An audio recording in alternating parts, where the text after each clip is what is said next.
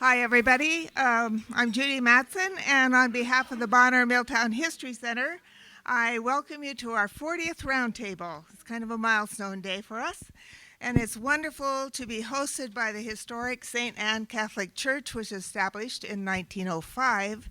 And of course, we remember that we are in the homelands of the Salish and Kalispel people. We want to recognize the generosity of all the donors who are the heart and soul of the Bonner Milltown History Center. Thank you for your loyalty and support in keeping all of these programs free and open to the public for all of these years, 15 now. Thanks also to the parishioners of St. Anne Catholic Church. Our very first program was held in this room on January 25th, 2009. So we have been community partners for 15 years, and we've been sharing our March meeting with the Pasty Supper since 2015. It's interesting to note that the projectors and screens that we used to have set up here in the early days are no more. Today's slides and video will come to you courtesy of a laptop computer and a smart TV. Well, we all know the joke about smart TVs. And there's a first today for the Bonner Milltown History Center as well. This is the first time we have ever offered the option of donating digitally using a smartphone and a QR code.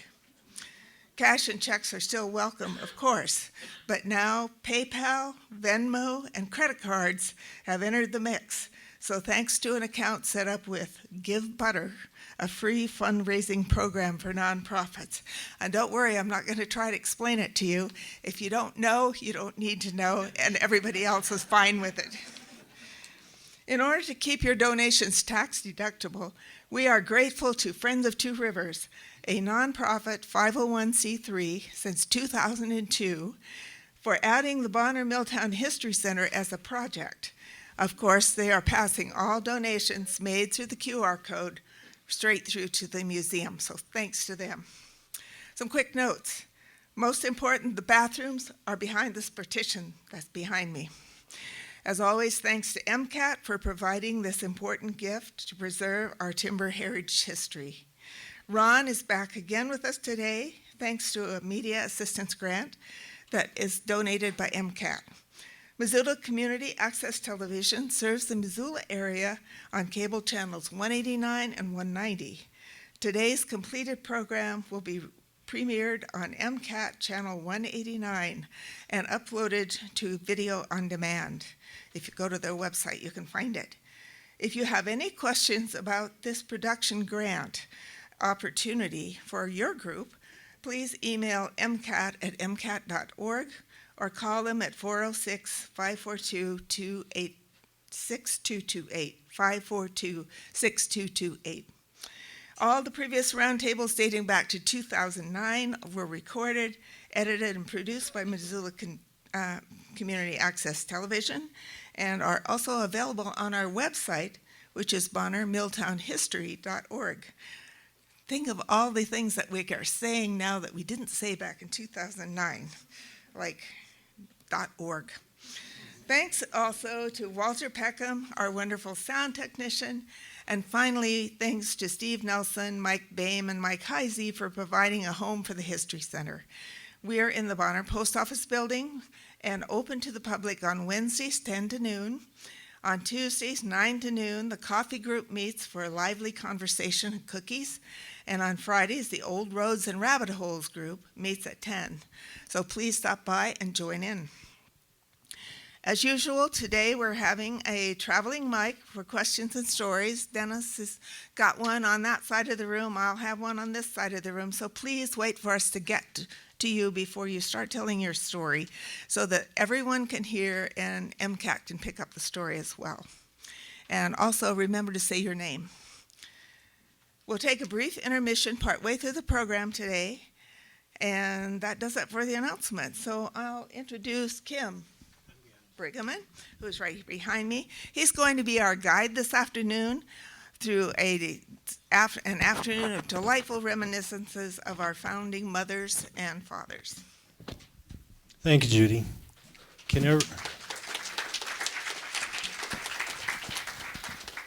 We've got a program of a lot of moving parts today, and I'm a little bit nervous about it, but we put the outline up here so you know what's coming and hopefully when it's coming. Um, it's kind of funny. Here we are on a day celebrating Ireland and Irish in a Roman Catholic church built by Frenchmen, and we'll be talking mostly about Scandinavians and wearing Swedish blue shirts. So, as a nod and kind of an apology, we won't be talking much about the Irish culture of Bonner because I couldn't find all that much about it. Do you want to? So instead, we got a little blessing. Freckles the leprechaun and Marcus Daly, who didn't have much to do with the culture of Bonner, but he bought the mill in 1898. So, many years ago, go ahead. Many years ago, you got in your hands what we've called the Song of Bonner, and this came about, I think, in about 2007, and we've asked people to add their own stanzas to it. And so I'm just going to read the first few stanzas because it seemed to apply to what we're talking about today, the cultures. So without further ado, you got your Thibodeau, Cadger, Sear, and Levesque. This is the Song of Bonner. Heikala, Bergseth, Karkinen, Hamma. Here is the Song of Bonner. The Suomi Club and George's Cafe, Riverside Park where the band used to play, Painting the Bee, the Old Injun Shay, join in the chorus of Bonner. The Margaret Hotel, the Club Chateau, the Black Bridge and Second Red Bridge, Blue Slide in Heaven, Marco Flats Picnics, these are the lyrics of Bonner. Aiken and Beadle and Cassengay, Disbro and Urkula, Fleming and Gendro, Hill, Inman, Jones, Catalyst, Labby, and Moe, Niemi, Otto, Pataya, and Ranstrom, Sechrist, Toivonen, Unger, and Violet, Wishart, and Old Arnold Zog, the ABCs of Bonner. A one-armed ball player named Kelly Pine, Richie Fontaine fights tonight, log rolling contests, work up, and cutthroat. These are the games of Bonner. Ackerson, Anderson, Big Nils Abrahamson, Carlson, Dodson, Erickson, Gunderson, Hansen, Iverson, Jacobson, Johnson, Larson, Magnuson. Is that right, Glenn? Madsen and Matson, Mickelson, Nilsson, Olson, and Otterson, Pearson, Peterson, Robinson, Salmonson, Sampson, Swanson, and Thompson, the daughters and sons of Bonner. The rest of the poem is on your sheet there, and like I say, on the back at the end, if you want to add your own.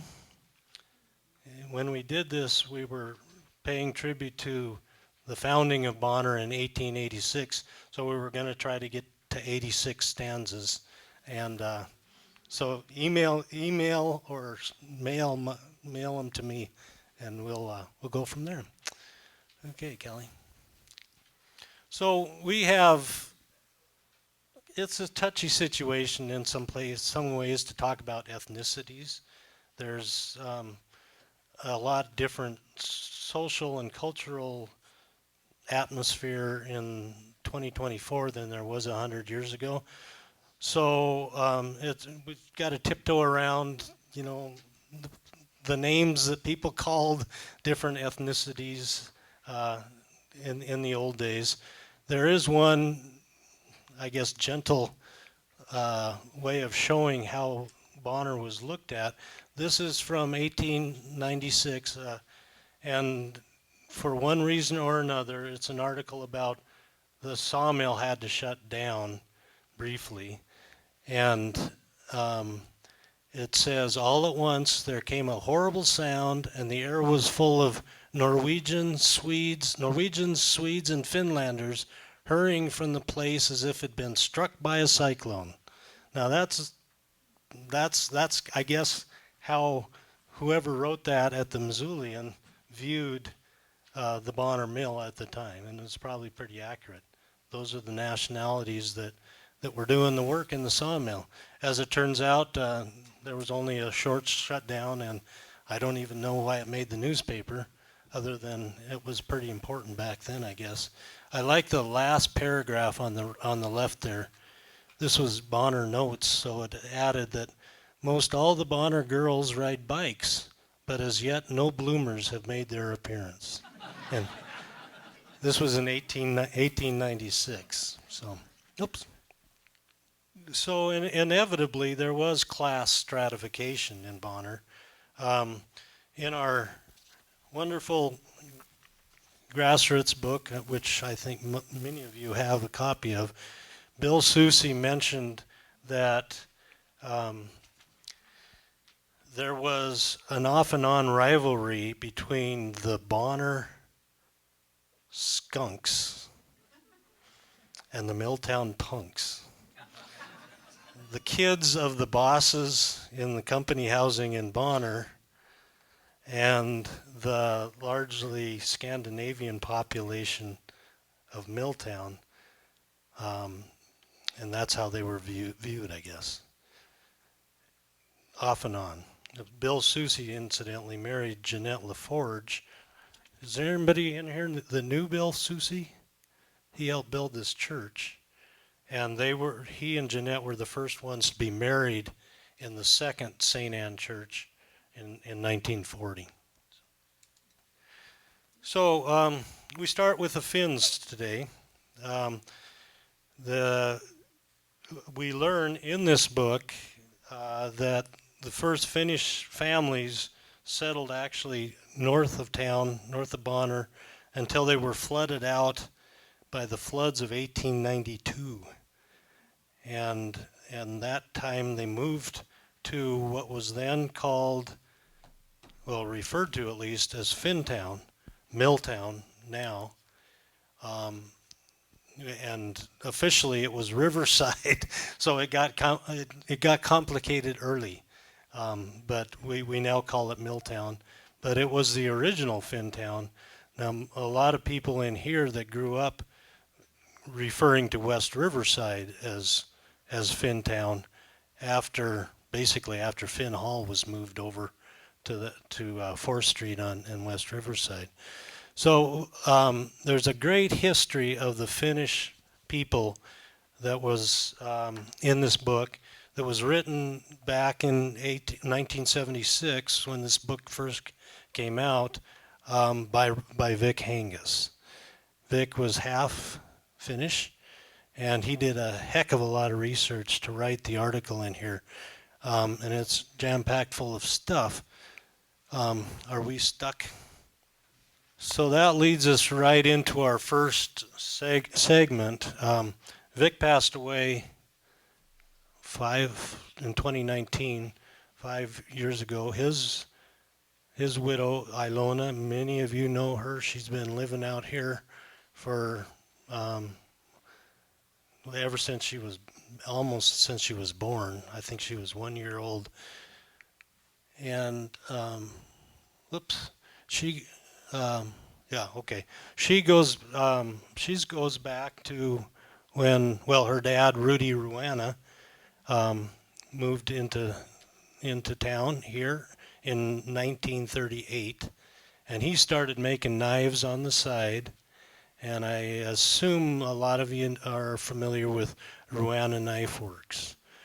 So a week ago today, I had the chance to sit down with Ilona and her sons Mike and Mark, who are running the business now. And we've got a short interview for you that Ron from MCAT was able to film and edit. So I'll turn that on.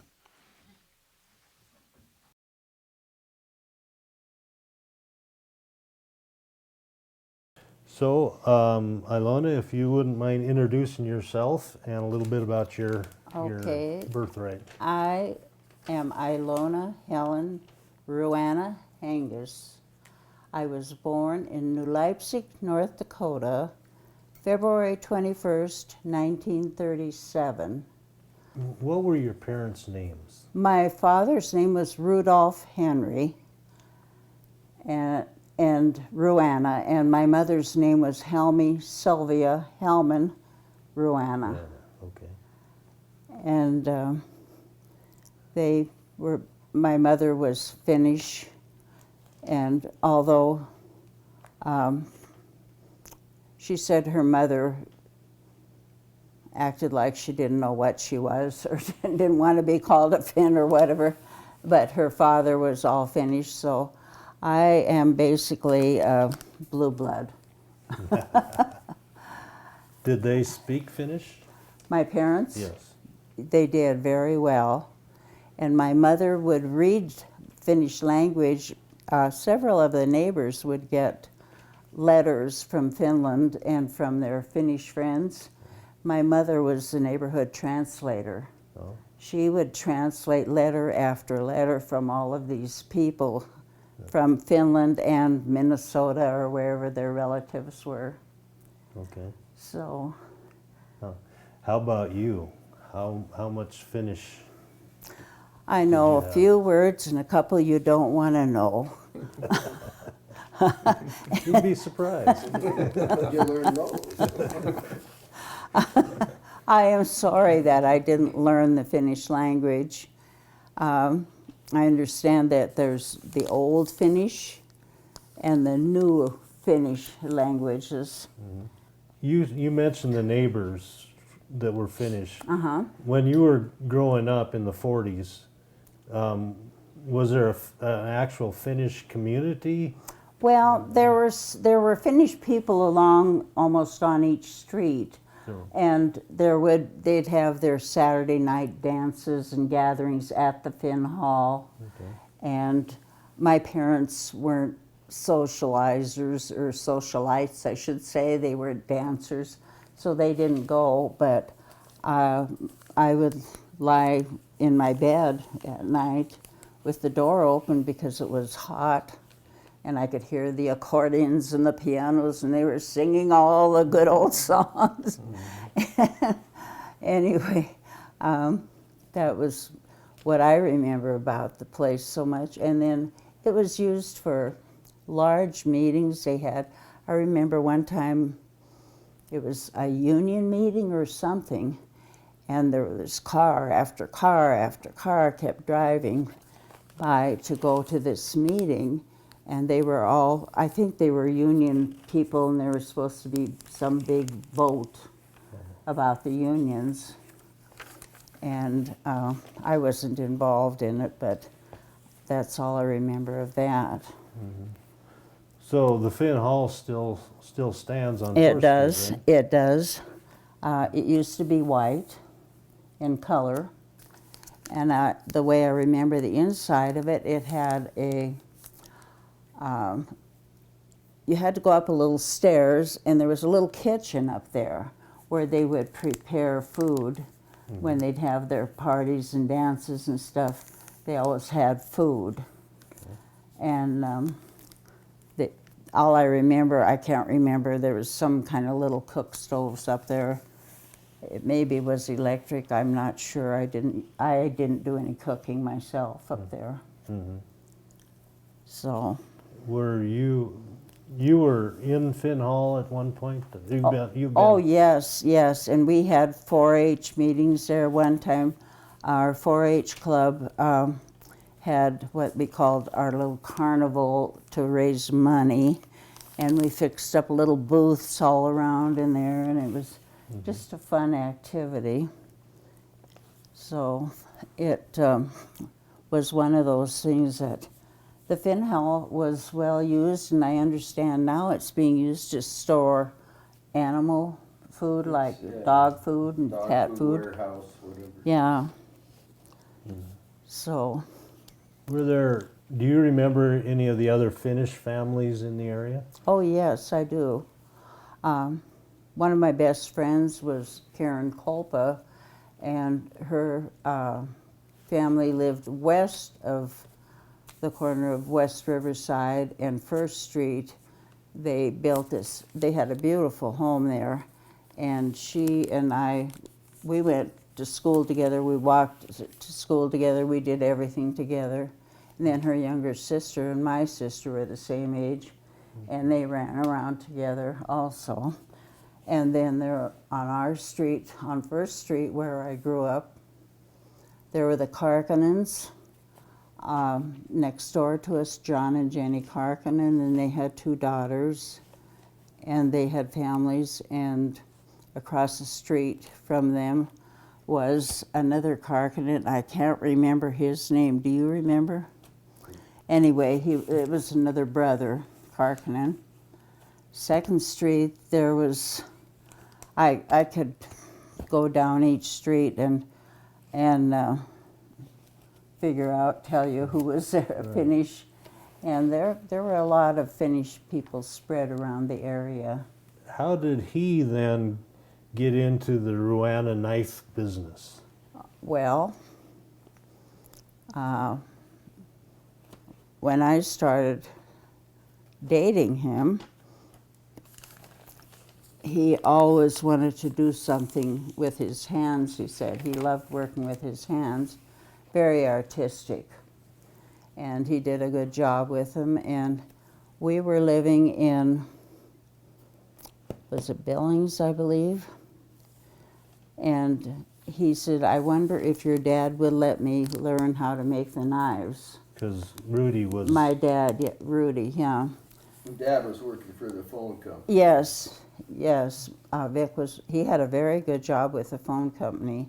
We were moving around the whole state about every 6 months. And Vic was making good money, due for a big raise and promotion. But he asked my dad, he said, would you teach me how to make the knives? Could I work for you? And my dad said, I'll take you as an apprentice for 1 year. And if it works out, we'll make a go of it.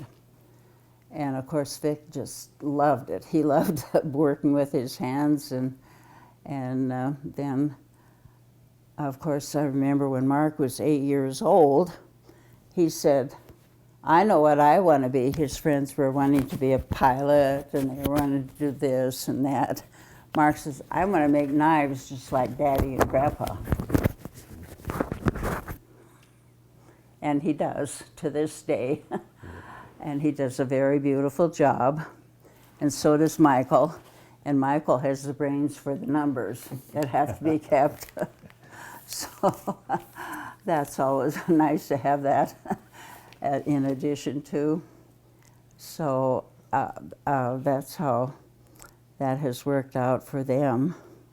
Maybe this time we could talk a little bit about this knife. Mike, if you want to. Sure. So yeah, the knife on the table here, it was You could hold it up. a style that my granddad, it was one of many styles that he made. Most of the knife models had a number only, like a 28, 20B, 28C, whatever. To my recollection, this is the only one that had a name designation, and he called it the custom fin. Custom fins. So I think that is a reflection on his Finnish pride to kind of name one of his knives after his heritage. It's not a puko, is that how you pronounce Yeah, it? Buko. Yeah. Those are designed, Mark can fill me in possibly, he's more of the, it's basically just a simple handle, no guard or Yeah, anything. they're kind of dangerous. Yeah, and they were kind of, to my knowledge, for fighting. Just Well, they'd hide them in their boot Yeah. or in their shirt sleeve, and they were easy to hide. And yeah. that's, So So did Ruana knives make pukos? No, we didn't. we did a couple custom orders. Well- It was never a catalog normal item. Yeah. I do recall, usually had just like a straight wood handle, I think from the ones made in Finland, but I do remember seeing one that was elk antler, but it was just a simple little puko design, Yeah. so to speak. Grandpa made some Yeah, back in the day, right. but we didn't really Yeah. continue that. So. How do you spell Pucko? I believe it's Pukko. 2 Ks? Yeah. Does it have dots over the O? I don't know. They put dots and things all Yeah. letters. I found this little saying that I brought home to Vic. I was with a bunch of girls over in Coeur d'Alene, and I found in this little gift shop, you can always tell a Finn, but you can't tell him much. So I brought that home for Vic, and it hung over Not his too work far off. table. Yeah. So was there any kind of rivalry, I guess, between the Finns and the Swedish and the Norwegians in your time? There wasn't any. There wasn't any with mine, because my two best friends, I had Betty Ackerson was Swedish, Donna Madsen was Norwegian, I was Finnish. The three of us ran around together. Sure. So there wasn't any rivalry as far as that went. And I heard rumors about some altercations in the bars between the different ethnic groups. well, I was not in the bar, Yeah. not my place. Was there any, in your time, because we're talking, that probably took place in the early 20th century, where the differences were Yeah. more marked. But was there any show of Finnish pride that you can think Oh, of? you never saw a Finn who went around hanging his head.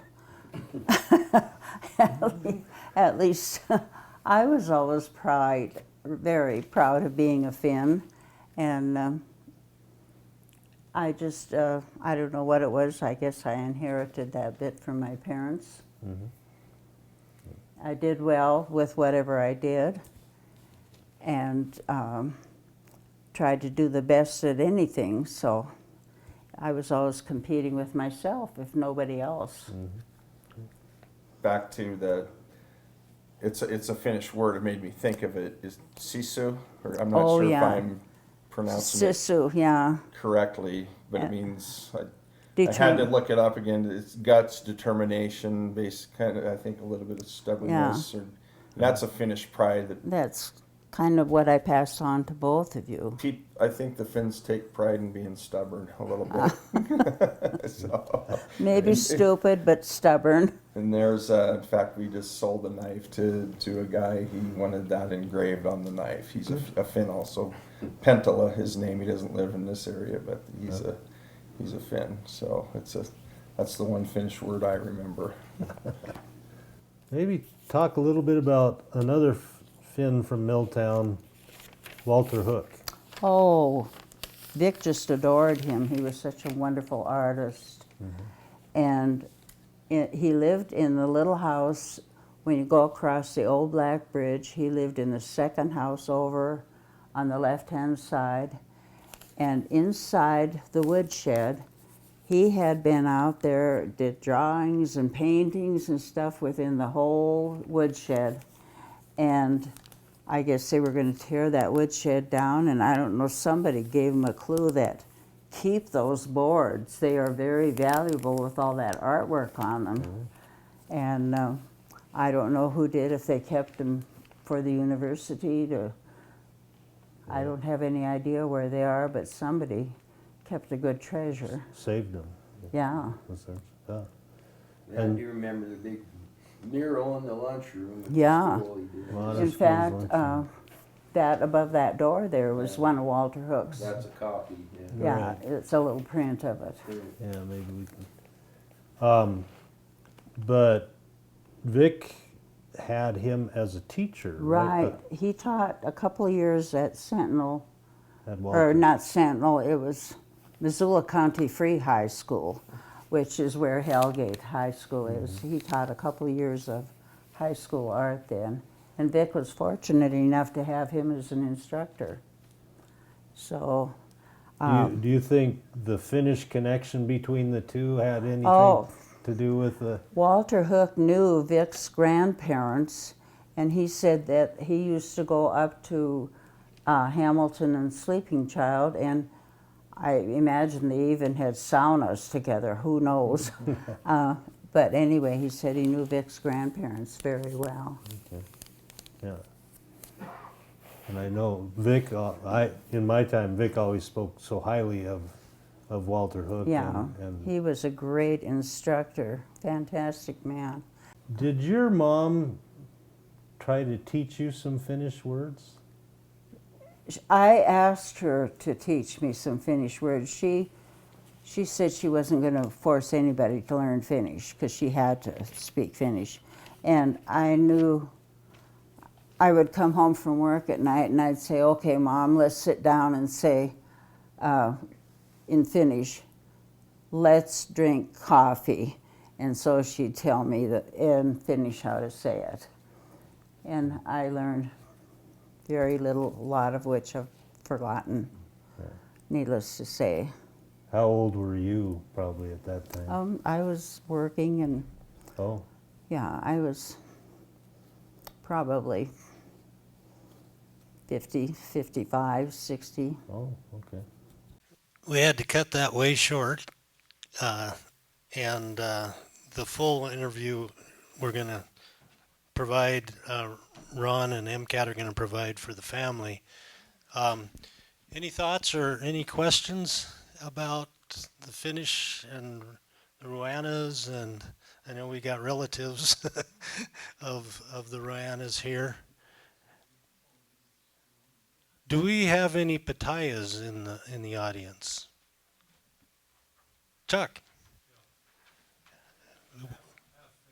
Hold on just a second. We'll get a mic for you.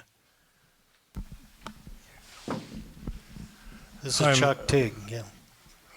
My mother was Senya Pataya, and she married a Scots-Irish fella named Tig, and they live in Piltsville. They lived in Milltown for a time.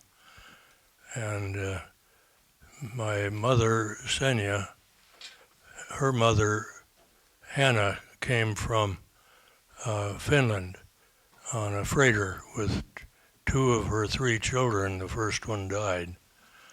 But the story in the family was that she was pretty worried on the ride across the Atlantic, and it was pretty rough. And the two boys, Eno and Weno, and they had to go out on deck to go to the bathroom.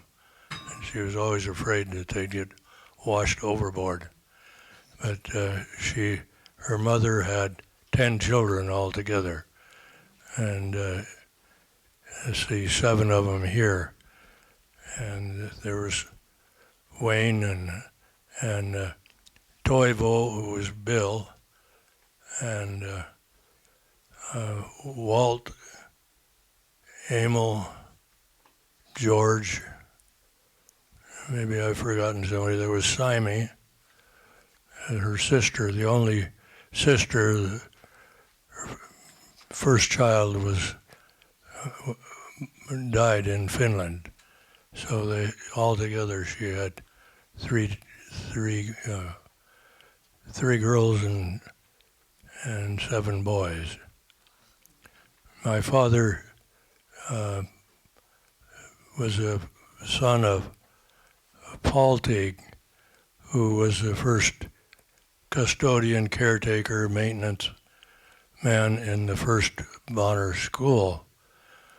And at that time they had 4 wood furnaces, which the mill would bring 4-foot slabs from the logs, and I helped him pile them up on long strips during the summertime so they would dry out for the winter, and they'd fill the basement with dried slabs and leave the rest outside to dry. Interesting thought, he was there forever. He'd do the plumbing, the maintenance, repair windows, floors, everything. And the teachers and the kids loved him. and he kept the fires burning so the things wouldn't freeze up in the wintertime. And when it got pretty cold, he lived in Piltsville. So there's lots more stories. I've taken too much time. Well, I really appreciate it, Chuck, and it's great to have you here. There's so much institutional knowledge of Bonner, and I'm sure the finish of Bonner. So we're going to move on to our next segment and call up our actors, if I could. We have, in 1981, there was an oral history interview done by the University of Montana of Rita Thibodeau Lavoie. And Rita was born in 1905. She died in 1999, so that she was about 76 years old. And she has a lot to say about growing up with the different nationalities in Milltown. So let me see what I'm forgetting here. Cheryl Hughes and Callie Zeglauer have graciously agreed to recreate excerpts from a much longer conversation. As you'll hear, Rita was born in July of 1905 in what was called Riverside at the time, Milltown. 10 days later, she became the first child baptized in the brand new St. Anne Mission Church, the church we're sitting in its third iteration today. And she died at age 93 in 1999. Her childhood home was on the Milltown end of the Black Bridge, and across the street and 2 doors down from the Walter Hook boyhood home on the river. So Cheryl will be playing the part of Rita at age 76, and Callie will be her interviewer, Mary Melcher. Incidentally, Mary is the daughter of the late Senator John Melcher. So, welcome to. Thank you, Kim. Awesome. We almost have our ages nailed as well. I'm 73, but at any rate, I want to say thank you to all of you for coming. It's really fun for me to be involved. I'm a Missoulian, and Callie and I are transplants to this museum, and we need some more young blood like Callie, so if you know of anybody, bring them out. Are you gonna read the introduction, Kim, to this? We're done, okay. Go ahead, Callie. All right, let's get started. Rita, were you born in Milltown? Yes, I was. What date was that? I was born July 28, 1905. What were your parents' names? My mother was Carolyn St. Pierre, and my father was Frederick R. Thibodeau, and they were born in New Brunswick, both of them. My mother was born in Edmundston, New Brunswick, and my father in Rivière Verte, which means Green River. Did they come here together? No, my father came here when he was about 18. He was a riverman. He came here to work. In Milltown. Around Bonner, yes. There was no way to live anymore back where they were. They had large families. There were 14 in my father's family, and they just had to get out and find other places, and the West was opening up, so everybody came this way. He came to work in the mill. No, he went on river drives and in the logging camps. They used to have logging camps in those days, and that's where he was. So when did your father buy the bar that he had in Milltown? Well, he didn't buy the bar. He established a bar in Milltown. I think they call it Harold's Club now. It was about 1907 or 1908. It must have been around that because the 1908 flood took out the bridge that was at Milltown. You went way down that sort of little hill to get to the bridge. The river was low. It was just a channel. The dam wasn't in then, so it must have been around 1907 or 8 when he opened the saloon, because that's when they started putting the dam in. After you went to the Bonner School, you came to school in Missoula. So which school was that? I went to Sacred Heart Academy. And how did you travel back and forth? I went by streetcar, and I'll have to tell you something. My folks didn't know of it, but since I went to a private school instead of Missoula High School, why, my tickets were not supposed to be free. I'd have to pay for them, and we didn't know that. I was innocent of all that, and I know my mother must have been as well. Missoula High School or MHS? Missoula High School, the old one, the one on Higgins Avenue. I think they call it Hellgate now. Anyway, I got my tickets for free from one of the men on the school board. Well, his wife was very anti-Catholic, and she found out that I was getting tickets for free, so that caused a little unpleasantness in our house, and of course, he had to come and say something to my mother, but she was glad to pay for the tickets. I had to pay my fare then. Well, was there a lot of anti-Catholic sentiment in the community? There still is in places, but, not so much anymore. It's quite ecumenical because, I was laughing the other day. I was up there at a doings, and I was invited to the Lutheran Christmas party. And I said, when I'm up here, I'm more Lutheran than Catholic. I know so many Lutherans. But when you were growing up, there was anti-Catholic feeling. I should say I visited actually with a lot of the other ethnic groups. I just couldn't see that I was any different than anyone else there. Did you visit with children from other ethnic groups? Oh, absolutely, yeah. My folks didn't say too much, but I remember once I was out on the river all afternoon, and I wasn't much to sunburn, but this day I stayed at the river a little too long, lying in the booms and so on. I was there with a young man that was Finnish, and my father was really burned up. Oh, he was working on the river, and so I didn't mind staying out there because he could observe me every minute he was there. I wasn't in any mischief of any kind, or you wouldn't have thought of it anyhow. Some of them do now, but back then, I got right back home. And so when he came home, I was really suffering with the sunburn. And he says, well, I suppose you're going to wind up marrying a Finlander. I says, well, you never know. But I couldn't have done very badly had I. They've got nice homes. But they're all really good. They're really, really good people. But he thought marrying a Finlander would be a bad thing. At the moment, I guess. And if I hadn't married a Frenchman, oh boy.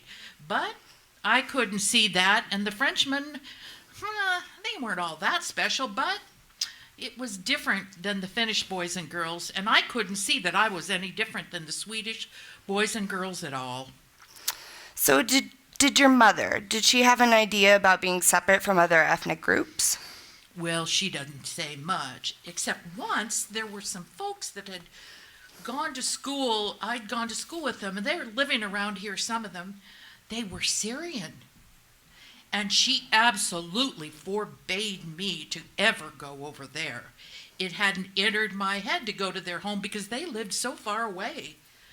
But that was the first place I went after I was forbidden to go there because I didn't see that they were any different than myself. Their skin was a little darker, that was all, and who cares?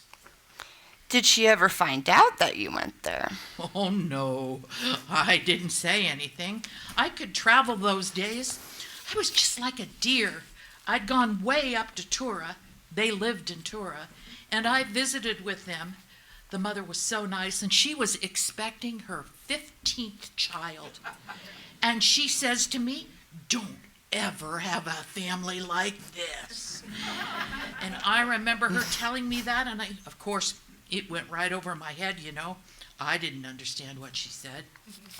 So was there any group that was looked down upon more than another? Well, there was a group. They were kind of poor, but I don't know why people would have looked down on them. This poor family, you know, he could get by in English, but, you know, I'll give you an idea of his accent. For troubles, he'd say rubles, and if for children, he'd call them Chileans and things like that. But I understood them. And one winter, they lost 4 children, or 5. I don't remember which, to diphtheria. At the same time, he had his hand cut off, except the thumbs remained as all, and the woman didn't lose her mind, but she sort of wandered, you know? But she was always taking care of the children and so on, and she had one little girl a little bit later in life. And that poor little thing, she's living here close to where I'm living right now. And, you know, she says to me one day, she says, "Do you remember? I used to follow you everywhere, Rita." And the people sort of, instead of holding a hand out to that lady, they didn't help her, even the Finnish people. Was she Finnish? Yes, they should have gone in to help her and do things for her, but they didn't, you know. But they got along later. They built a new house, and she had a daughter that lived over in Butte. And that daughter became ill, and she came home, and she was bedridden. She took care of her, and I used to go see her, but I wasn't supposed to go there either. You weren't. But I couldn't see that. I didn't understand that. You weren't supposed to visit the Finnish people. Not that family. But I know why. Because the girl had, well, you know, she hadn't led a very good life, and she was dying. And her mother was very careful that I didn't go near her. I can remember that. Though she wasn't that bad off. I'm sorry. And then some folks by the name of Violet, Mrs. Frank Violet, she was related to the Levasseurs of Missoula. She built a boarding house there at Milltown, down on First Street toward the lumber yard, and had boarders there. And then she died, and a lady on by the name of Henry Petroff, had it. And then some folks by the name of Kyle had that boarding house, and then something happened to the building, and it was burned down or something, so they just tore it down. In Bonner, they had a place in the yards for men. They had a bunkhouse, a large bunkhouse, and the men stayed. And then they had a big cookhouse, and they had a cook hired there.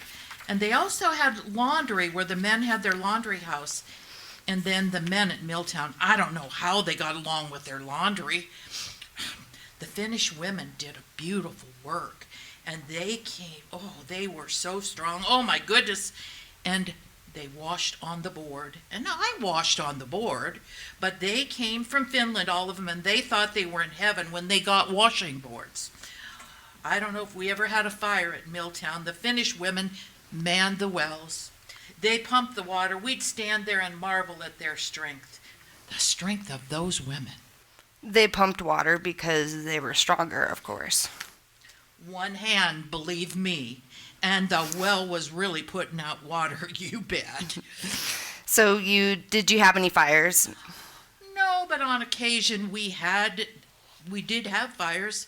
Everybody got out then, but it was the Finnish women who were manning the pumps. I just adored those people. You know, my best friends that I think I had were Finnish, and the Swedish as well. I couldn't say the French as much, though. There was a lot of envy among them. Among the French? Yeah, some of them, but anyhow, I was a tomboy, so I didn't worry too much about that. Well, what did the Finnish people call you? They called me Rita. Rita Thibodeau was my name for Thibodeau. Did any of them go to school with you? No, they went over to MHS. I went to Sacred Heart. None of them were Catholics. Here 2 years ago at Bonner School, we had a doing, and my mother told me a long time ago that I was one of the first children born in Milltown, with the exception of one Finnish boy. Well, I never did know who he was. I went to school with him, if you please, but I didn't know him. And so at this gathering at the school, they asked who had lived in the community the longest from birth. And this young man got up and he looked to me, and then he said he was born and raised there. He was 75 years old, the same age as I. That was last year, so you think that the Finn boy that my mother told me about that was born when I was, we were the first two born up here. That was George Pataya. I think he'd be proud to have me mention his name. Well, to move on, do you remember conflicts in the community during the strikes around World War I? No, excepting when the men were going to work and the Finnish women met them there and they gave them a bad time. Oh, the women, of course, you don't strike women in those days. You wouldn't have thought about that. Why, if any man had struck a woman, no matter what, I think that everybody in town would have had his hide. The Finnish women would be there giving them a hard time as they went into work? Mm-hmm. Meeting them right there at the gate, you bet. The women wouldn't hit the men, would they, during the strike? No. Just talk to them. Yeah, and you couldn't understand half of what they said anyway. Well, there was a socialist movement in Milltown around 1917, 18. Do you remember anything like that? No, as kids, you weren't too interested in things like that. But I do remember the activity because of the strikes. Of course, that would be glory in my life. I liked that, I liked it. You liked the activity and commotion. Kids, The commotion I felt was just fine. I felt more power to them. I didn't state it that way, but really, I agreed with them. I was just a child, but I thought it was A-OK. All right, that brings us to the end.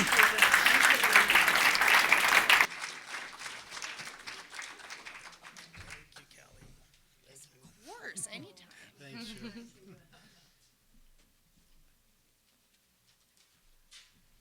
So our next segment is the stars of our show. And we're going to take maybe 5 to 10 minutes. We're pretty much on schedule. So if you want to get up and stretch, get some coffee back there. The pasties won't be ready for another hour.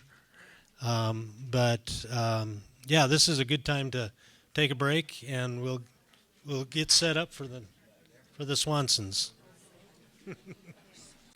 Okay, everybody, let's find a seat again. This has been so much fun hearing all the chatter here. It's one of my favorite parts, but we have some more really neat, interesting program to come. Welcome back. I hope you've been enjoying this glimpse of our early history. If you have not had a chance and you want to read more about early Bonner, this is the 1976 Bicentennial Book Project that was done by Bonner School. It is amazing. Anytime we're trying to figure out when did that happen or who was that, look in the book. That's what we do. This is our go-to thing. These books are $20. All the money goes to Bonner School. They have a fund that they have been keeping over the years to do additional history research on the history of Bonner. So I highly recommend this if you want to know more about Bonner and the surrounding area.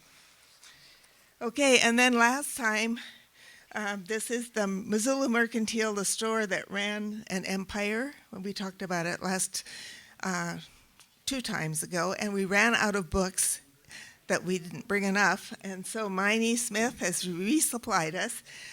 She is the author and also co-director of the Bonner Milltown History Center, and we really appreciate. These books are $10, and she is donating all proceeds back to the museum. So if you need a great read for the summer, this is your book.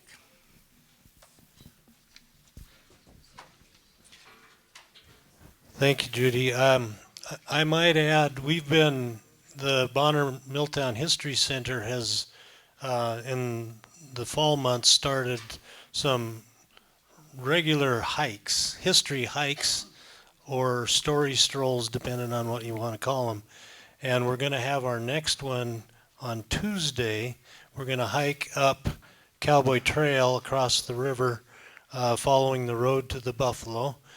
And we're going to meet at 11 o'clock Tuesday morning at the Black Bridge parking lot is what I call it. It's part of Milltown State Park. So anybody that's interested in that, it's a fairly easy hike. Count on a couple of hours. So we are privileged to have Rick Swanson is the oldest member of the Bonner Milltown History Center, and Rick and Pat are along with us. Rick was born in Sweden and has in 1932. So if we do the math, that's 91, right, Rick? Yes. He's been a presenter for us before, but at 91 he becomes the oldest presenter in our 15 years or whatever of these roundtables. And I think you're going to really like to hear what Rick and Pat have to say. They're going to, after his Swedish stories, they're going to stay up here and be a major part of our food segment, the goodies, cultural goodies segment that'll close out the show. So, Rick, I'm going to hand you the mic, and if you would share it with Pat when necessary. Thanks so much. Speak into it. Yes.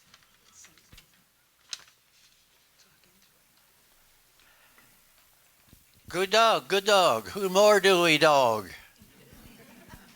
I said, good day to you, and how are you?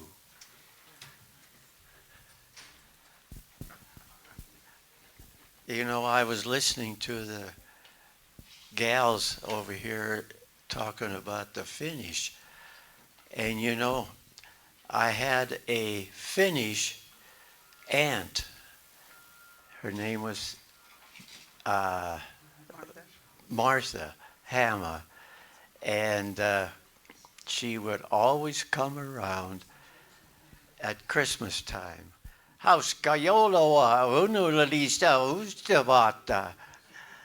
Yeah, that's the only Finnish I know. Merry Christmas, Happy New Year.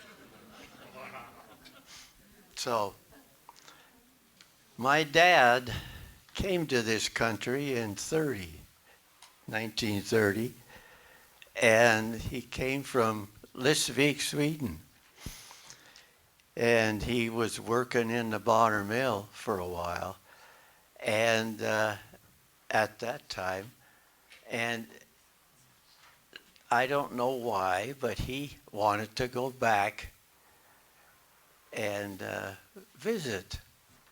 But in the meantime, he got married. So Mom and him both went over there.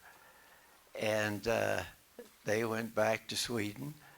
Well, it didn't work out for them. It wasn't as nice as they thought it would be. So something else happened. He got the flu. And as you remember, it was a lot of flu going around in Europe at that time. So she went to the hospital with him, and they decided that he is not doing good at all.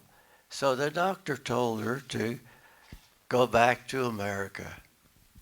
And guess what? He did.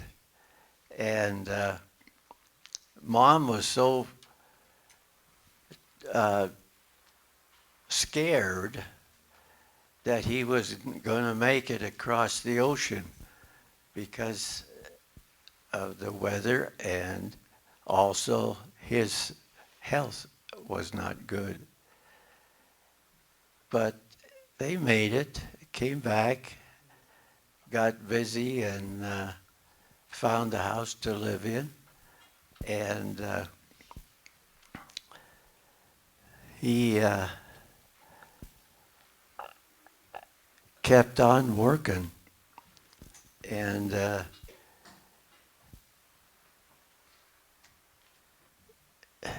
let's see, I went to the, okay.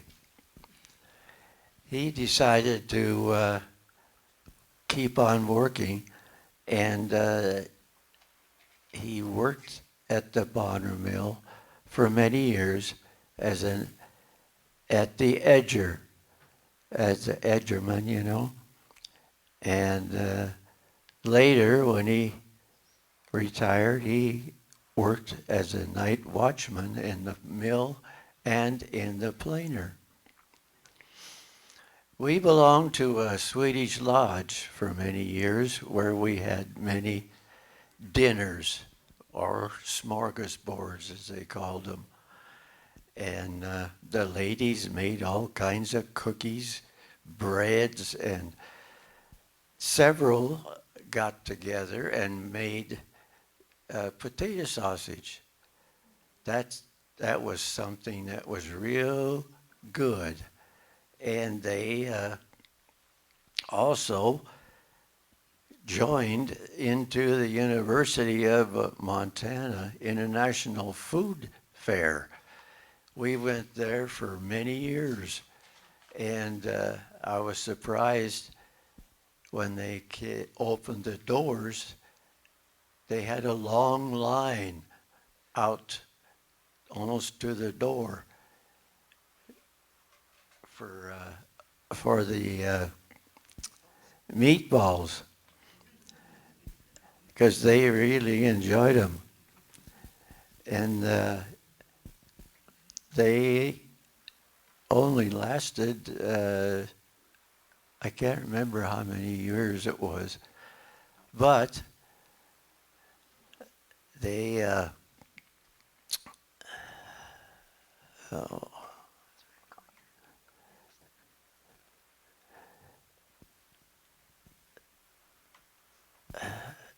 on Saturday nights, they had a lot of that stuff, that food, and went to the Finn Hall where they had dances on Saturday nights. And from there, they would have music, violin, piano, accordion, and they were singing. The ladies always furnished the good eats, and that's why they came too. Of course, there was some of the liquid refreshments for the men. You know, they would have an excuse to go outside or something, but they were hoisting the few. And us kids would look through the windows and watch them. They thought that was fun, you know. The houses in Milltown didn't have much running water in the house, and they had to be, water had to be carried from the pump at Harold's place. That's where most of the people got their water. And the winter time was the hardest because when it snowed, you couldn't get the water without having a sled to tip. And it tipped over sometimes, so you had to go back for two more. But there was 2 5-gallon cans that most of the people had that they filled with water. And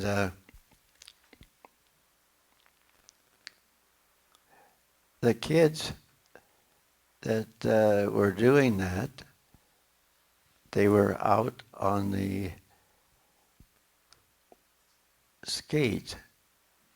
ice skating on the river, and had to go a long ways, at least close to a mile. They could go that long on the ice. And we had a dump up there, and we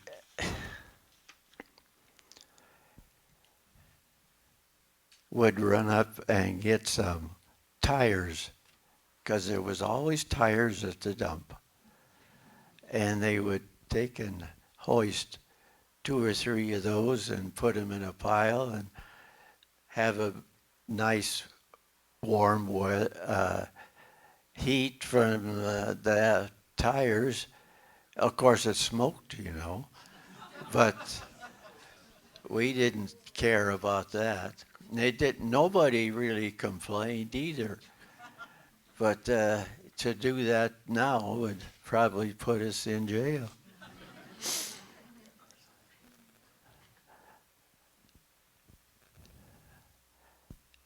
My mother has had a lot of, should we say, Christmas goodies, because that's what she did when she went from the Christmas time. She would make cookies. And she didn't do it at home. She went to all the neighbor ladies that asked her, and they would make all kinds of the different kinds of cookies that she had. So let's see, I worked for, and I was working in, I got on, let's see, I can't remember. Anyway, it's the,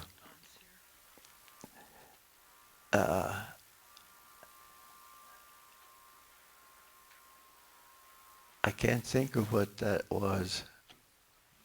No.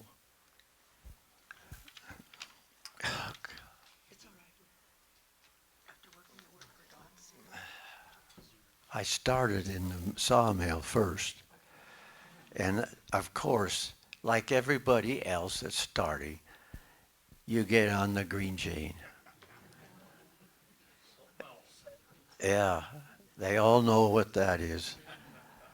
And I worked there for a while, and then I was on the tramway and wedge machine.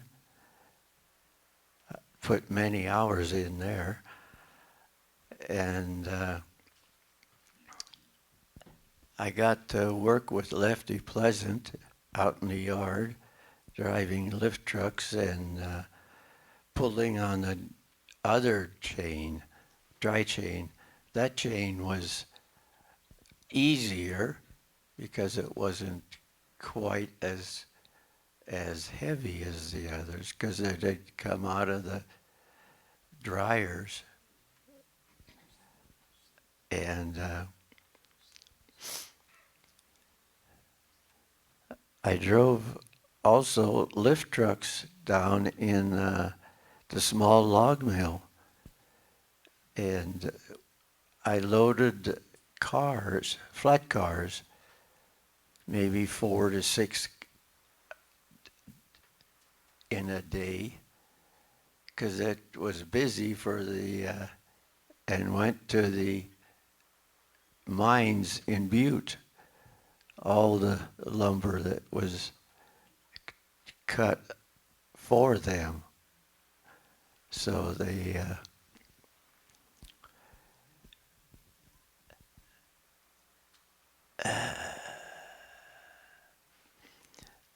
from there I went to the warehouse. I was asked by Fritz Thibodeau and Ernie Peterson if I was wanting to work in the warehouse. And I thought that would be all right.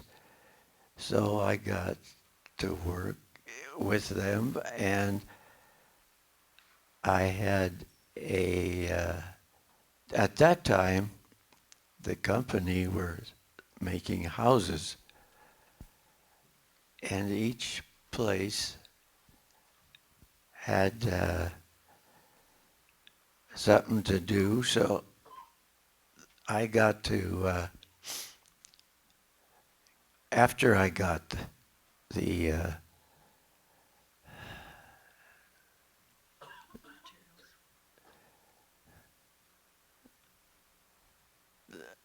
house plant had their own area to work in, and they would bring a material list for everything for the houses that they wanted. And it was, everything that was put into the house that we had in the warehouse, we just had to gather them together and put them in boxes and ship them. After the company had built the house frames, like they had a order for Alaska, and I remember that, don't remember the number, but I think it was 30 or so houses, and all that had to be put on trucks to haul from here to Seattle. Then from Seattle, they had to put them on barges, and then they send the barges up there. Sometimes they wrecked them, so they had to go and have people go up and straighten things out. But they got it, so it was all right, I guess.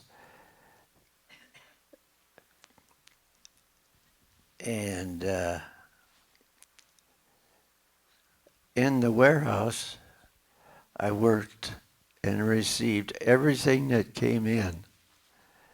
So I had to check from the UPS and local deliveries, box cars, and all kinds of trucks. The trucks are usually a lot easier to load than or unload than like a boxcar of insulation. They had rolls, and they left a little itchy, scratchy thing you went through on that. That would take a good day to get unloaded too. And when the plywood mill was built, I had to check in all the materials the same way for the plant because they were building it, and they had to check all that came in and match it with the orders that they had. UPS brought it in every day, and all the locals that we bought material from in Missoula, they would come in with different things to check in. So all that had to be matched in with the order that we received. So I enjoyed working that with Ernie and Fritz quite a bit. But I got something for you. Oh, jeez.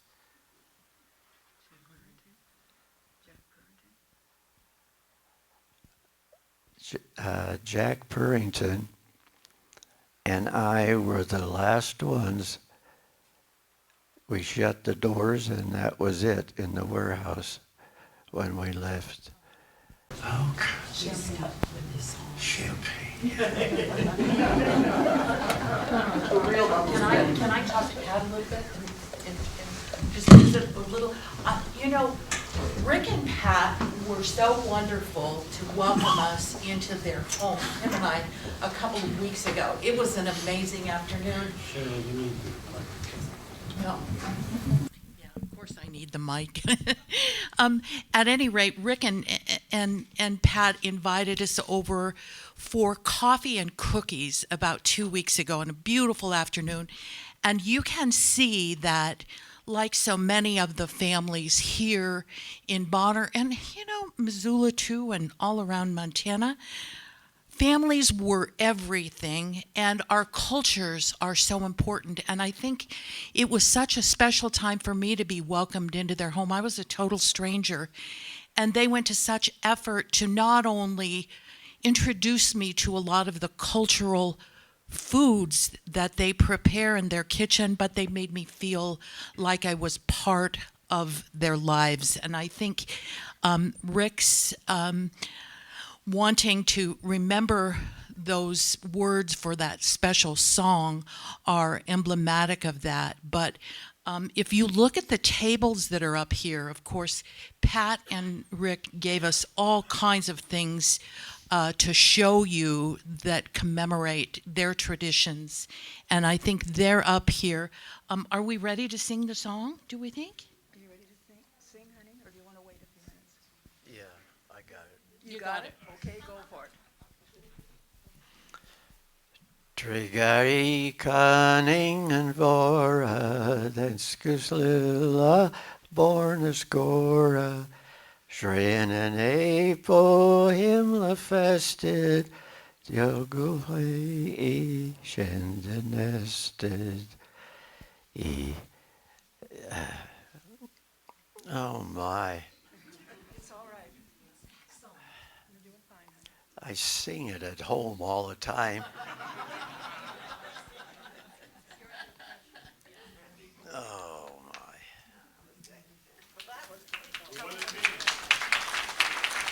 Yes.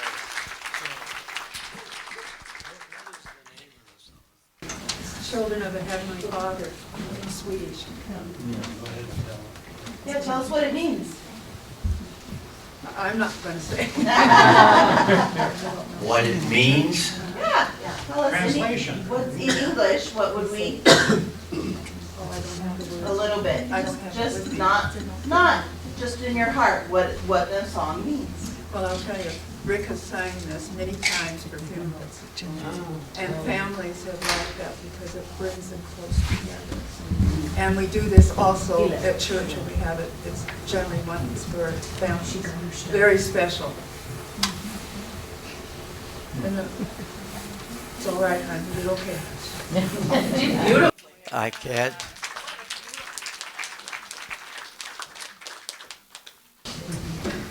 I don't know how to sing it, so I don't sing it. Isn't it funny? You practice for days. You're going to do it. You can't remember it. Well, it's kind of interesting with, my name's Bruce, I'm Rick's son, and talking about the Ruana family, Grandma's house was right across the street from them, so I watched Rudy go over there, open the store and start the coal fire, and then you'd hear the ching, ching, ching going. And on a really good day, there was the summer when the doors would be open, I could actually see what he was doing in there. So a lot of this community has grown through that, and there's family everywhere. Dad has got so many stories of the mill and stuff as he worked there. He started with Anaconda. They switched from that to Champion, and then eventually he retired just as Plum Creek bought him out, if I remember right. Stone Container was one of those. Stimson, there we go. We had cousins that worked up the mill on just about every aspect of it. We had people in management. We had friends and family that worked into the sharpening of all the blades and stuff. And Dad mentioned the green chain, something I'm glad I never had to experience. That man had some pipes on him when he was a young man, and I used to pull his chain quite a bit. So anyway, that's...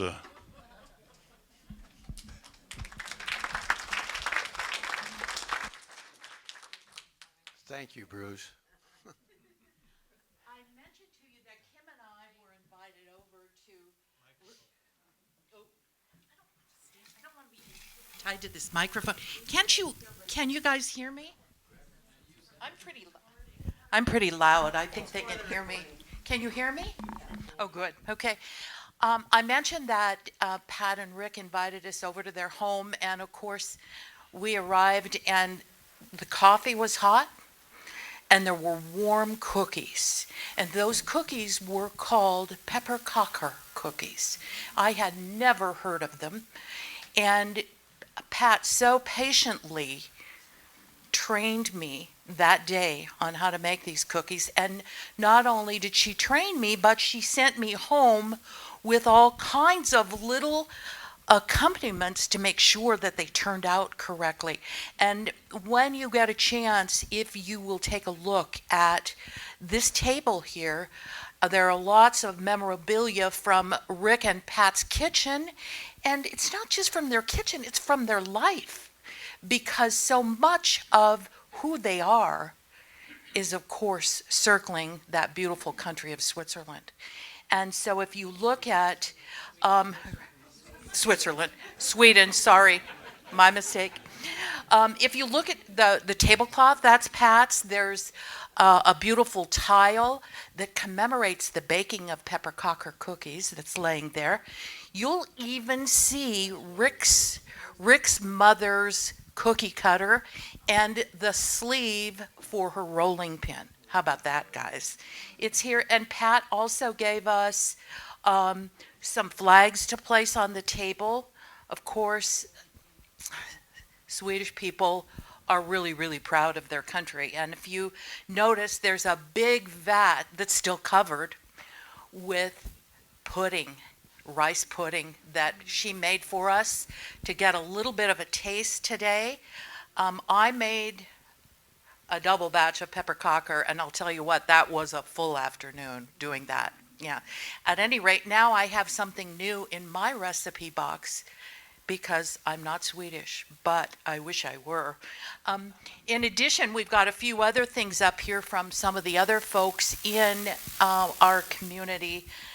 We had a little bit of trouble finding French Canadians, so we took some liberty with the French foods, and we're serving today little pieces of croissants because, of course, those have to be French. And then macaroons, which we're stretching it a bit because probably most of them were in France, but we think that maybe for special occasions they were served here. And those cookies were made by my granddaughters and my daughter in Lolo on Friday night. We spent 4 or 5 hours making those cookies. They're a chore, but I hope you'll enjoy those. And then I also set out some things that I thought would be interesting to you, some of the things that were in my grandmother's kitchen, some of her old spice jars and her cookie molds and different things like that. And I grew up in the Flathead, and we weren't quite as cultural in that sense because we weren't segregated into different areas, but my grandmother was a good German. So, and then of course on this table we have Spritz cookies and Lepsa, And the spritz, on this deal, I got a new cookie press because my husband watched me do the crank of the cookie press all afternoon and finally decided that I was old enough. I needed one that had a trigger on it. So he went upstairs and got on Amazon and ordered me a new cookie press. And Lefse is going to be the subject in a moment, but I want to give Pat a few minutes to talk just a little bit about her cooking and the things she enjoyed the most in terms of preps for holidays. And I'll probably fire a few questions at her and let her talk about her cooking and Rick's help with the cooking and the tradition of Rick's mother as she passed things along to their family. Thank you. You bet. First of all, I'd like to tell you that we have a Swedish rice pudding here. The container that it's in belonged to Elsie Hallgren, which is Mary Ellen Stubbs' granddaughter. And Mary Ellen's grandma lived right next door to her aunt, Esther Berglund, and that's Mary Ann Dufresne's mother. So this pan is very old. I think it's almost 100 years old. And we use rice pudding all the time for all of our holidays. It's very special in our house. My son told me the other day, Mom, I like it, but you don't have enough custard on top of it. Well, we've got more custard on it today. So we've done a lot of Swedish cooking in our house. I learned to do this with Rick's mother. Rick's mother never used a mixer to mix anything. It was done by her hand because when she was young, there was no mixers, electric mixers or anything, so she used it by her hand, and I could not believe how fast those hands could whip up things. Special cooking was really special. She, like Rick mentioned, she would go to different neighbors and make cookies at Christmas time. Mary Ellen told me that she was known as the cookie lady. And that was new for us to learn, and that was very special. We also make the Swedish meatballs, and our son was married a year ago, and I think we made up lots of Swedish meatballs for the wedding. It was fine. We also make Swedish potato sausage. Rick and I can't do it anymore, but Amy and Bruce do it for us now. I cannot roll cookies like I used to. I can't do the oven, but Rick does the oven when he can. And so we're not rolling cookies anymore, but that's all right. We can make other things. Cookies were very important, I think, in the Swedish culture because it was something that you shared with them as people would come to your house, have a cup of coffee and some cookies. And I'll tell you, every time I went to a Swedish house, when we were first married, because I'm not Swedish, I'm Irish and Scotch, English. So I don't have any Sweden in my blood, but I think I've learned to do a lot since the 62 years that we've almost been married. The cookies were very important as you went to a house. You always had a coffee pot and fresh coffee. We'd go to Rick's aunt when he was young, and he would go out there, and then he would tell me, took me there the very first time. Now he says, Auntie will never have the coffee ready. We have to sit down here and visit for quite a while. We will get coffee. And I had never drank coffee until I married him. So now I'm hitched on to that. Poor excuse.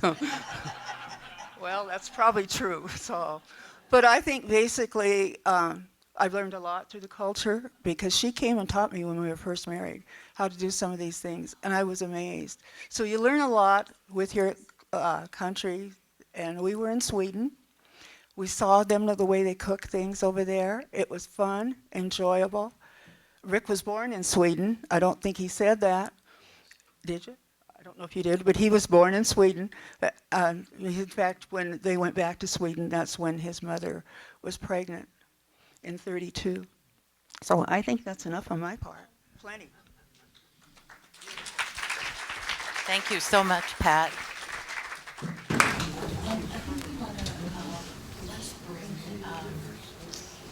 Hooligan and we'll talk about the lefse because he's going to teach us how lefse is made. Is that really true? Okay, you want to just say that? Yep. We're going to invite our resident storyteller here, Glenn Max Hooligan Smith. There we go. He's where? I'm going to hand that to you before you say anything. Hooligan, do you want to sit in a chair up here? Would that be easier for you? Do you need to move around? Probably I need to stand Okay. and wave some stuff around.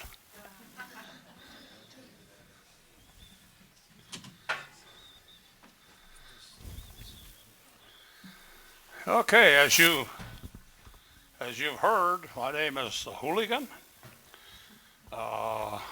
Glenn Max. I was named after my mother and dad. Whoops. I'll get them for you. I'll get them. Those are lefse recipes for anybody that might want to take a shot at it. We'll put them right here by the lefse. Okay. It's a job. So much of a job that if you don't feel up to it, I recommend Grand Roots. It's made in, geez, I forgot my glasses. Scobie, Montana. And it's a whole lot easier than trying to make this, which is rather involved. Okay, to get on with what I have to say here, my name is the Hooligan Glenn. I was born in Anaconda, Montana. I had a lot of relatives that lived in Butte. So going to Butte to visit relatives, the one thing that they liked was pasties. Lots of pasties. They, next little town from Butte that I like to visit, and it's the nationalities of the people. It was a melting pot. I like the Italian folks who made a tamale called Truzzolino. You can buy them in Anaconda or in one of the stores here in Missoula. I believe Albertsons carries them. Okay, for lefse, I didn't realize what that was until I had a paper route out here for the Missoulian. And once a month I'd have to collect for the newspaper. So I started out that morning that I learned about lefse. I started out at Emery Madsen's house. His wife answered the door when I knocked, and she said, Emery's out in the kitchen having lefse with his coffee. So I went out to the kitchen, and there was Emery, and he had a big coffee cup, a great big one, thick. He poured his coffee in there, added some sugar, I believe. Rick likes sugar cubes.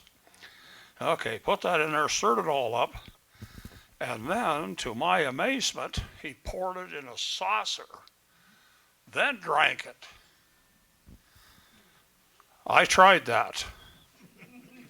You can tell by my shirt. Some of them I had to throw away. So, the lefse itself is the daggonest thing. It's, there's some samples here. It's a potato flatbread. And when you serve it up, you serve rather a quarter of a sheet. Anyway, to make this, and it was all made by the ladies in Bonner, two in particular. Emery Madsen's wife, for one, and a lady named Emma Magnuson. Does anybody here remember those? Emma?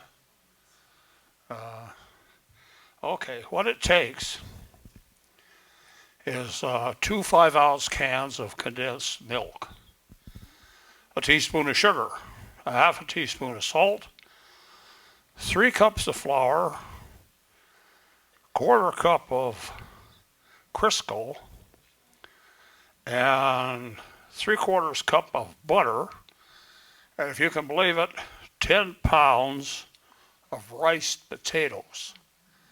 You don't want to mash them, you want to rice them. Okay, that's how you make that. Once you get it made to the right consistency, you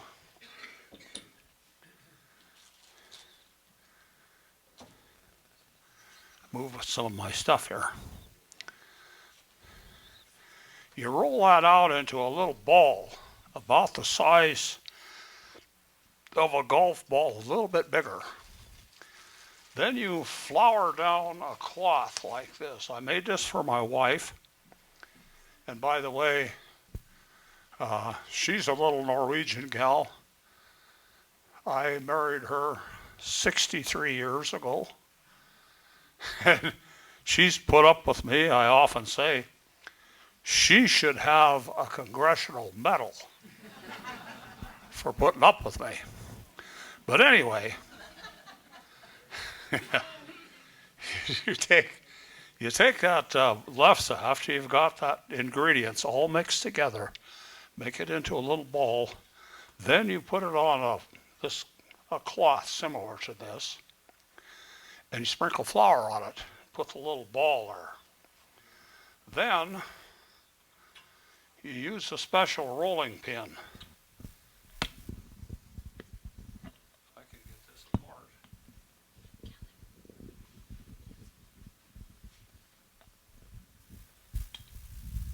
There we go.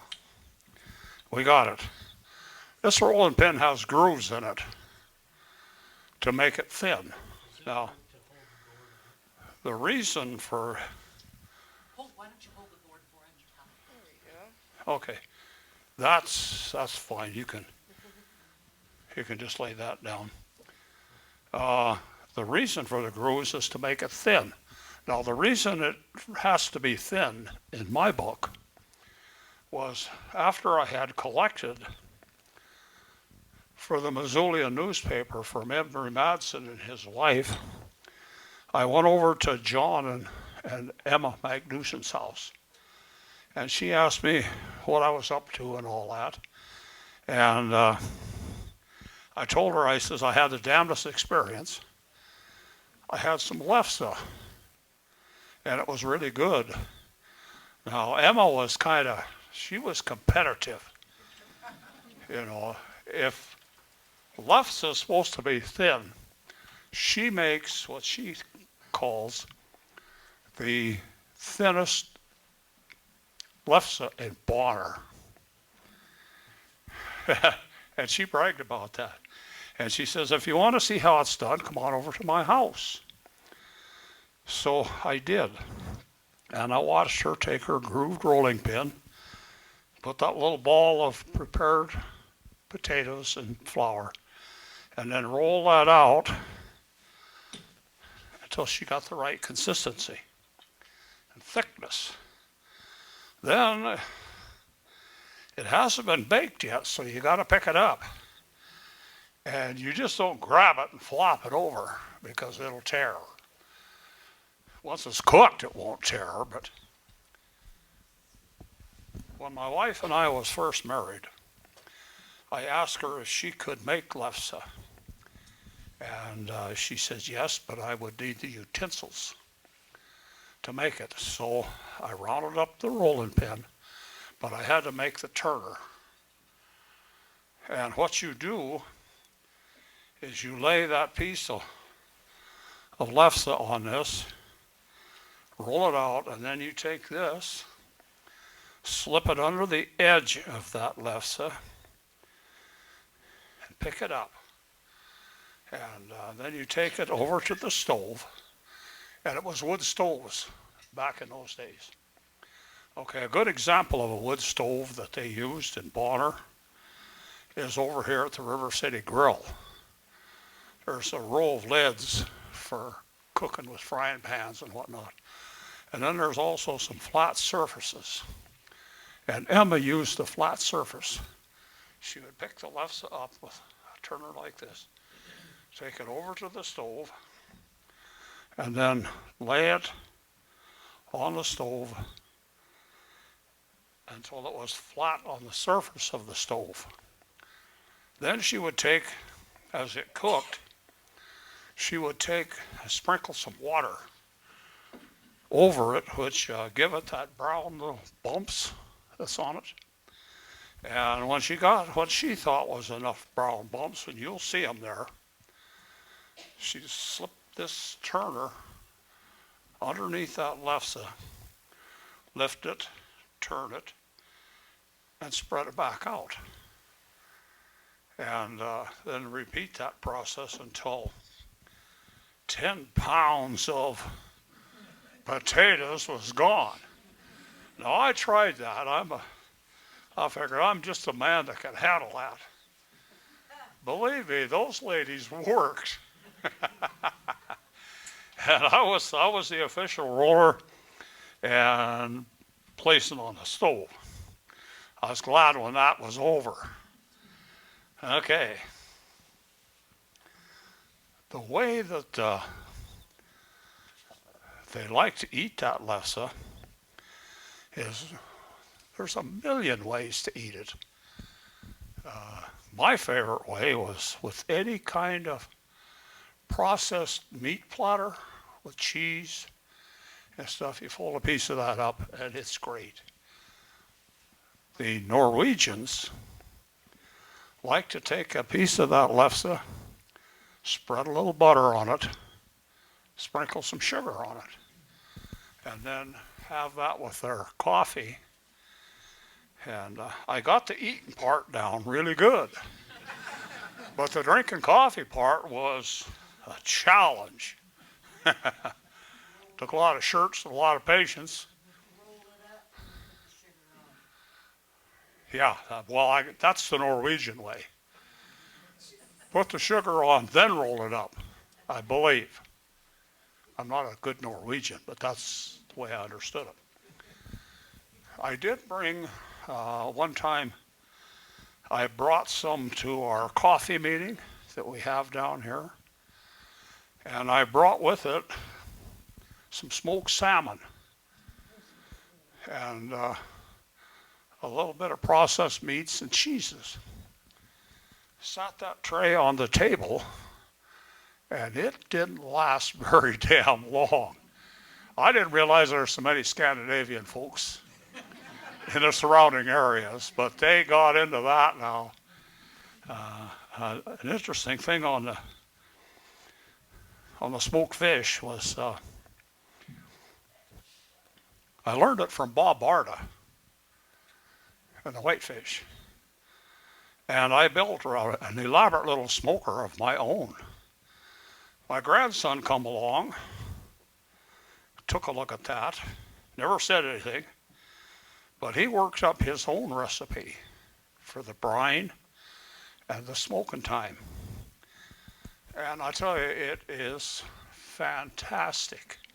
If you want a sample of that, he sells it at the Paddy Creek Market. It's pricier than all get out, but boy, is it good. It's to die for. Okay, so much for Josh and his smoked salmon and the lefse. And I think I'm finishing up on time. If you could, because if there's any questions. Okay. That, let's see, I got to get to card number 3. I've covered it. So. Does anybody have any questions for Hooligan about lefse or other things? There's Bob back there. Bob's got it. Bob, go ahead, shoot. My question is for Pat. Yes. Wait for a microphone. Well, I don't see. My question is for Pat. Modern day brides tend to be resentful when the mother-in-law comes over and tells them how to cook? I was thrilled and blessed. And you know what? Rick was the only child, so I was special daughter. So it worked out well. The only daughter. The only daughter, that's right. Yeah.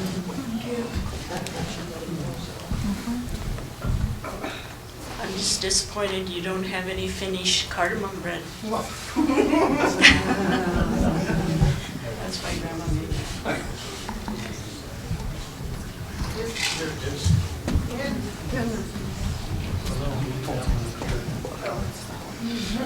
that. I just want to know, where's the lutefisk?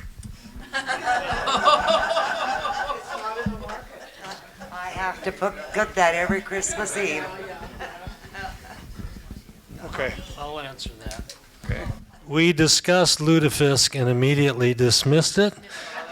Not for any other reason, but it would compete with our pasty sales. Well, that's a different question. The question that Linda has is, where are the Norwegians on this list up here? And my answer is, it's 4 o'clock.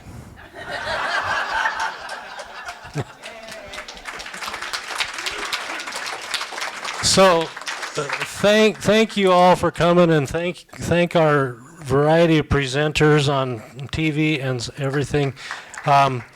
This is the last of our 2024 winter roundtables, and it's spring on Tuesday. We are just about open for business for the pasty sales. They are $10 a piece, and I think we help ourselves also to the goodies up here. Yep. So thank you all for coming, and an amazing afternoon.